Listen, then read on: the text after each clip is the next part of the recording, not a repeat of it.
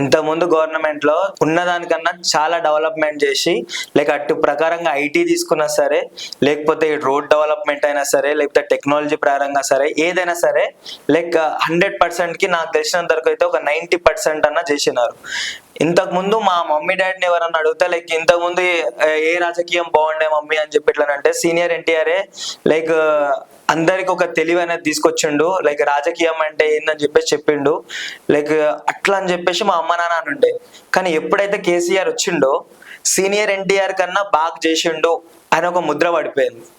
ఏం డెవలప్మెంట్ చేయకపోతే ఇప్పుడు మేము కూడా సామాన్యులమే సార్, మీ ఇంటికి ఏ పథకాలు వస్తాయో మా ఇంటికి కూడా అదే పథకాలు వస్తాయి. అంతకు మించి కేసీఆర్ మాకు చుట్టం కాదు, కేటీఆర్ మాకు చుట్టం కాదు, ఏమంటారు మాకేం అమౌంట్ ఒప్పియనిక లేకపోతే వాళ్ళ తరపున మేము మాట్లాడనిక కూడా మాకు ఏ హక్కు లేదు.